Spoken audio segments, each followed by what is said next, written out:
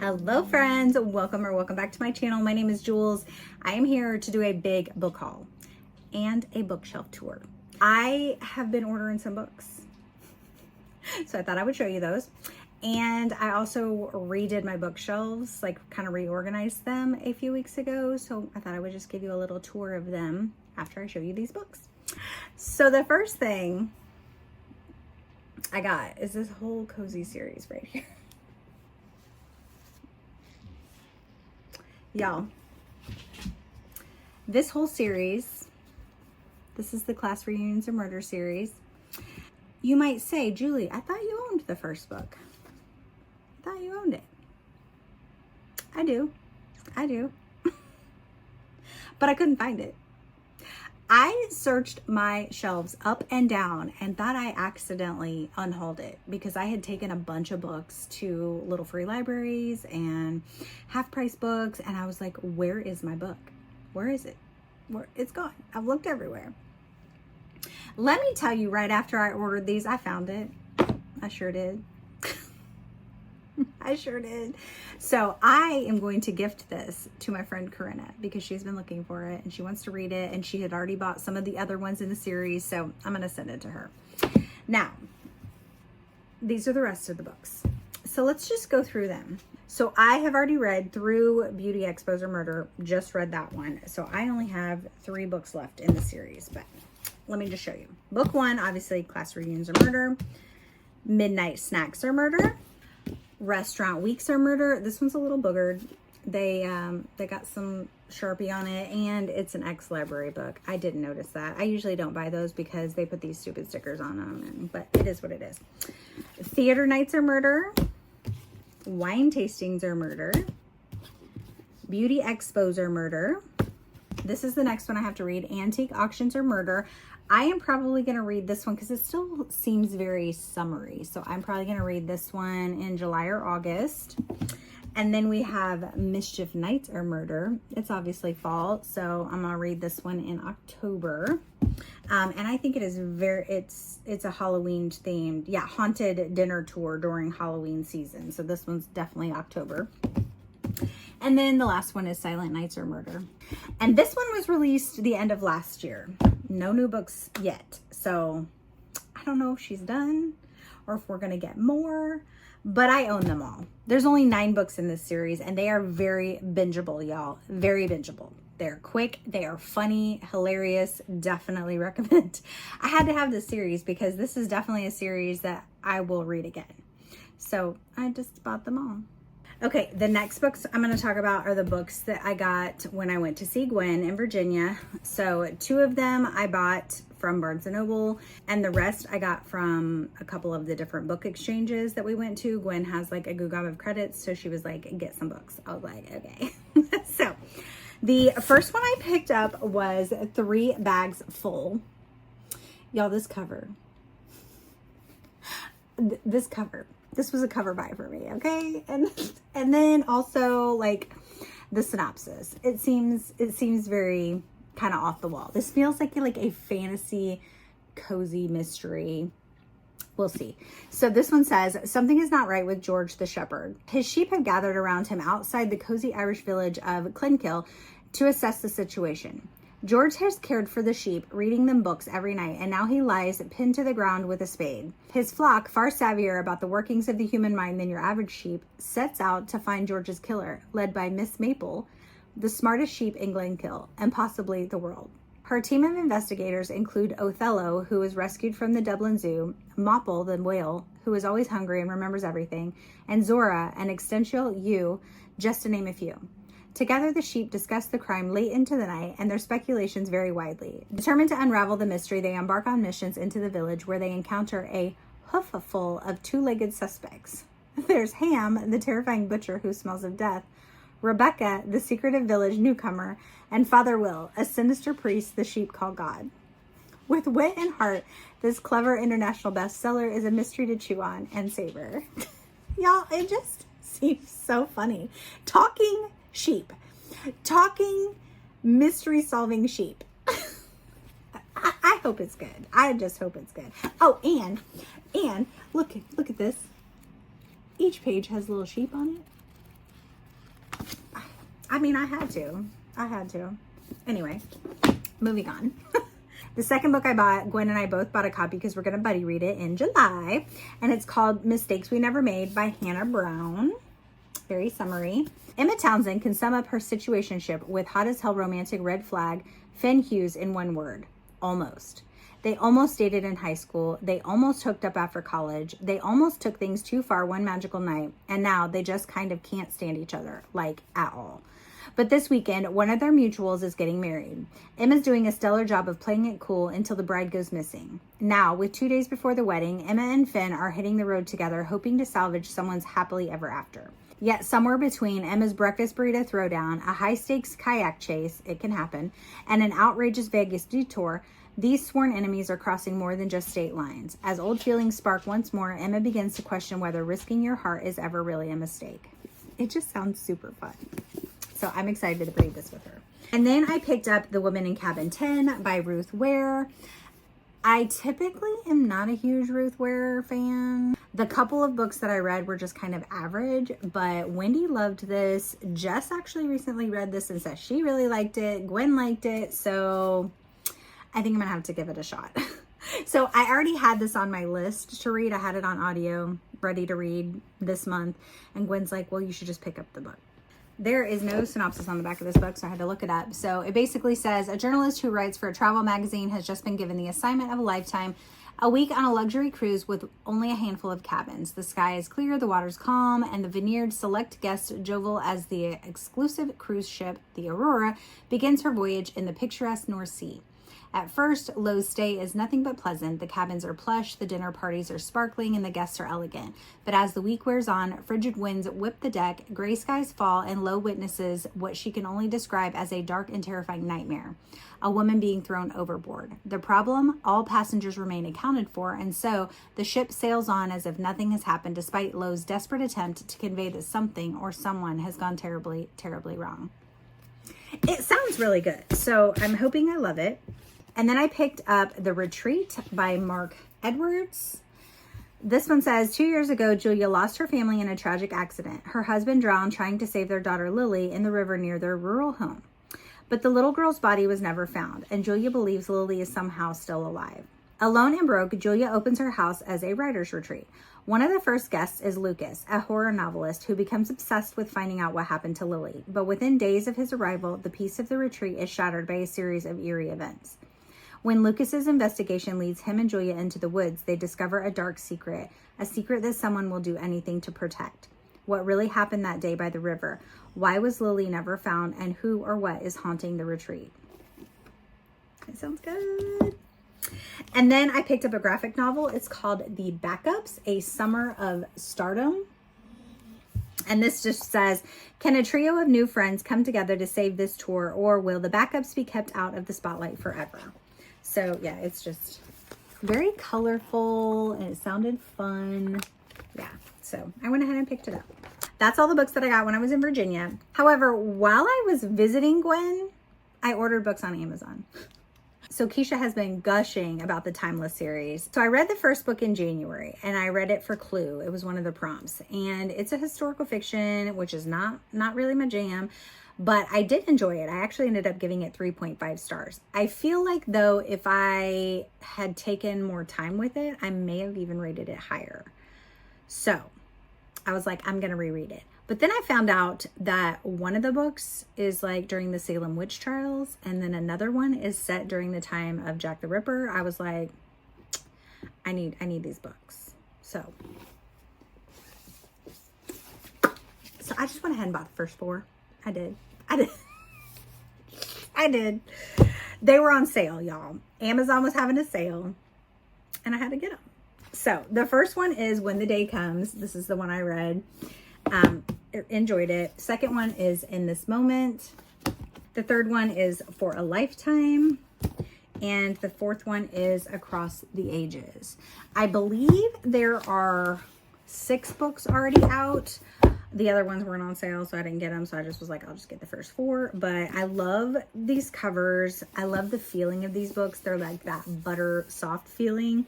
So I'm excited to reread the first one and continue in the series. And then a couple of other books that I got. I ordered All This and More by Ping Shepherd from Pango. This is the book club pick for Gwen's Patreon in, I want to say August. I think August. But y'all, how mad was I when I saw that it came boogered up? And I don't think it was the seller. It was not like that. I think it happened in my box, in the envelope. Look at that. So after I read this, I mean, if I like it, I'll keep it on my shelves. If I don't, I'll just give it away. I don't love this cover. And honestly, I don't even know what this book is about. Let me look.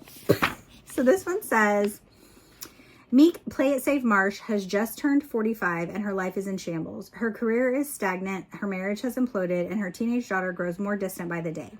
Marsh is convinced she's missed her chance at everything: romance, professional fulfillment, and adventure, and is desperate for a do-over. She can't believe her luck when she's selected to be the star of the global sensation All This and More, a show that uses quantum technology to allow contestants the chance to revisit their past and change their present lives. It's Marsh's only shot to seize her dreams, and she's determined to get it right this time. But even as she rises to become a famous lawyer, gets back together with her high school sweetheart, and travels the world, she begins to worry that All This and More's promise might be too good to be true, because while the technology is amazing, something seems a bit off. Can Marsh really make her life everything she wants it to be, and is it worth it? Okay. Okay, I see you. I kind of do like a what if I did this kind of story. So yeah, hopefully it's good. And then the next book I got in a book exchange that I did with Gwen's Patreon. So like every quarter we do like some type of an exchange, whether it's like it's a themed type of exchange of some kind. So basically we buy a book off of the person's wish list, and then we buy other things and we curate a box of goodies and then we mail it to them. So this month it was like a country themed. So my box was London. So I got some really cute stuff in it. But the book that I got, y'all, I'm so excited that this is the one that was picked, because you have to give a few books that they can choose from. So I'm glad that my person picked this one. So I got Stalking Jack the Ripper by Carrie Maniscalco. And I'm very excited because Hannah just finished reading this and she really liked it. And I've heard other people have really liked it. Some of the other books in this series sound really good too. So if I like this one, I'm definitely getting the rest of them. But this one says, he murdered women in cold blood. He terrorized an entire city. He taunted those of us who hunted him down. But despite all these horrors, in the end, I could not deny it. I was the girl who loved Stalking Jack the Ripper. And it says Sherlock Holmes meets Mary Shelley in this brilliant take on the legendary tale of Jack the Ripper. I'm so excited, y'all. And then I have my book of the month and aardvark, so I thought I would just unbox them while we're on here. And I gotta hurry because I am set to go pick up my crumble cookies. I ordered some crumble cookies for my husband for Father's Day weekend, so he has a treat to nibble on the weekend. Okay. The first one from my book of the month I got is King of Ashes by S.A. Cosby. Roman Carruthers left the smoke and fire of his family's crematory business behind in his hometown of Jefferson Run, Virginia. He is enjoying a life of shallow excess as a financial advisor in Atlanta until he gets a call from his sister Neva telling him their father is in a coma after a hit-and-run accident. When Roman goes home, he learns the accident may not be what it seemed. His brother Dante is deeply in debt to dangerous, ruthless criminals. And Roman is willing to do anything to protect his family. Anything.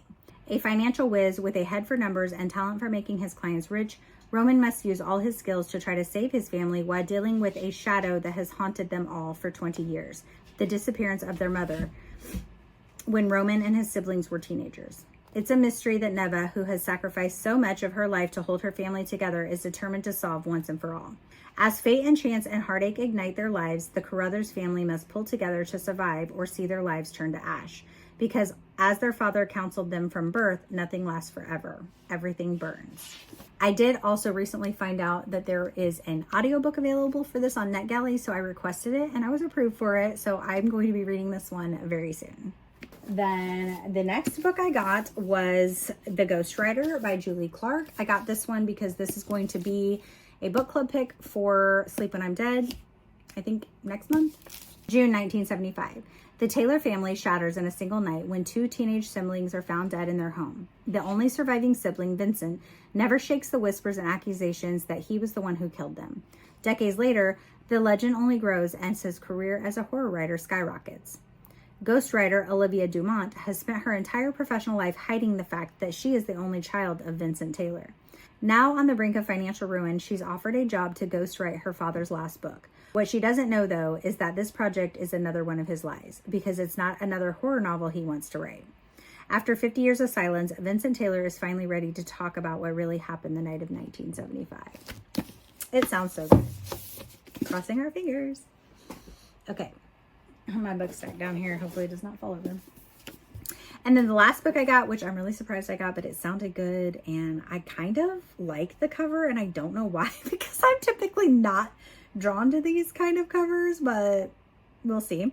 I got The Other Side of Now by Paige Harbison. And this one says, with a leading role on a hit TV show and a relationship with Hollywood's latest heartthrob, Meg Bryan appears to have everything she ever wanted. But underneath, her happiness is as fake as her stage name, Lana Lord.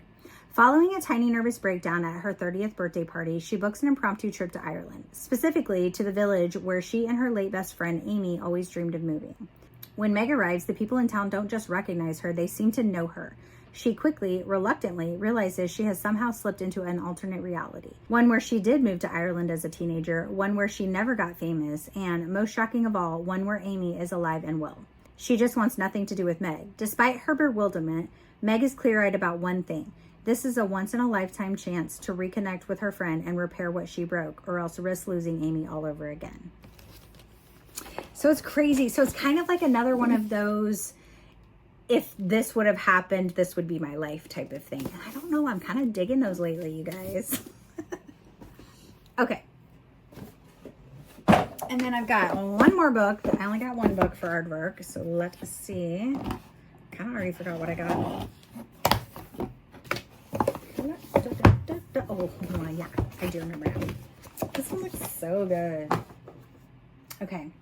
I picked up Someone Knows by Vi Keelan. I love this cover. This is stunning. Honestly, I've not read from this author. I still have The Unraveling on my shelf. And yeah. Is there a synopsis on this? Okay, so this one does not have a synopsis on it either, so I had to look it up on Goodreads. As a college English professor, Elizabeth looks forward to the start of each new semester teaching her creative writing seminar. At least until she reads Chapter 1 of The Reckoning, a tale about a high school senior who has an affair with her teacher. To anyone else, it would be the beginning of a great page-turner, but to Elizabeth, it's the beginning of the end. She knows this story. It's all familiar because she lived it. The girl in the story was her best friend Jocelyn, and Elizabeth knows exactly how the story will end, with the professor dead, because she was the one who killed him. Someone knows what Elizabeth did 20 years ago, and her secret is about to be exposed. But who is the mystery student submitting the chapters? In an effort to find out, Elizabeth returns to her Louisiana hometown, where it soon becomes clear that no matter how many years have gone by, she can't escape her past. Sounds good. So I'm probably going to do like a taste test vlog reading this one and the other book that I have by her. So hopefully I like them both. That is the end of my big book haul. It's a lot of books. So let me put these on my shelf and then I'll do a little book tour so you guys can see what my shelves look like. Okay, so this is what they're looking like now. I'm gonna start up in this top left corner. So I put all of my Disney books up here. I've got my Mina Limas. I've got the Serena Valentino books. These are the ones that I used to have set up all like that across the top, but y'all know I needed the space. I got the Twisted Tales, and then I just have my other collectibles on the end. Obviously, I'm going to be collecting more of these and these, so things may have to shift later. But for now, that's where they're at. On this shelf, I moved my Hunger Games over here and the Inheritance series. This is my favorite book, so I just put it in the middle. I recently just hauled the first 8 books in the Left Behind series, so I have that up here. I've got some devotionals over here, and then just my Bible and just other kind of knicky-knackies. My next 2 shelves are my Cozy Mysteries. So on this one, I've got my full Joanne Fluke, which I'm almost caught up. I think I only have 2 left in that one to get. And then these are my Leslie Myers. And I also think I only have a couple left to get of these, and I'll have the whole series. I added a couple of just like smaller series that I have that are food cozies, and then just a couple random ones here. And then on this shelf down here, I've got kind of my witchy series are all back here in the back. This series is my mom's favorite series, so I'm keeping that. And of course, here's my new favorite series. This is one I got to send to Corinna. And then I've got the Death by Dumpling series, the Noodle Shop Mystery series. After I finish this, I'm probably going to unhaul this. These are the only books that I have left of my mom's that were the first in a series that I have not done yet. So last year I was doing a whole read the first in a series of hers to eliminate and see if I wanted to keep any of them. So I still need to read those. And then I've just got a couple. These are for my mom. These are my mom's. Yeah, just kind of random ones. Then this shelf down here is kind of my just like mix of just random books. And then from like here over, these are like books from Gwen's Patreon book reads. So I've got these over here. And then this is just like a little stack of what I'm currently reading. I'll put my library books here as I'm reading them. And then the bottom shelf, I have my romances because I don't really read a lot of romance. So this is just where they're going to hang out. And then for the second shelf, I've got these up here. I put the Natural series in the middle, and I just kind of liked the looks of these. And then of course I have the Perfect Marriage and the Perfect Divorce on the end of these. This one technically is upside down, but the OCD in me could not have it be opposite. So I flipped it upside down so that the blood's running the same way. And then I shifted all my Goosebumps books up. So I've got 1, 2, 3 shelves of Goosebumps books. And then on the end, I've got some non-Goosebumps middle grade books. And then here are my Fear Street ones. I left space. I didn't want them up because they were falling over because they don't really fit. But I am planning on collecting more of the Fear Street series. So at some point, these will be, you know, filled in. These are all my Point Horror books. And then I moved my Book of the Month books down to the bottom. And then my last shelf over here, I've got fantasy. I put all of my Throne of Glass up here. I've got my Fourth Wing, Belladonna series, Harry Potter. I've got my little dragons. This shelf is fantasy. I just added the Timeless series up here because I don't really know how to put them in here. But I put the middle grade fantasy in here with these as well for now. Instead of keeping them separated. So the next 2 shelves are actually a combination of horror and thrillers. Excuse, my dogs are barking. And they're mostly middle grade and YA. And then down here I have my graphic novels and my middle grade. And then this bottom shelf is Haley's old kid books that I wanted to keep. Some Dr. Seuss and stuff that I didn't do. This shelf stays the same. So that is what my new organization looks like, and I am loving it. So that is it, you guys, for this book haul, bookshelf tour video. So I hope you enjoyed it. Thanks for hanging out with me. And yeah, until my next video, friends, be yourself, be awesome, be kind.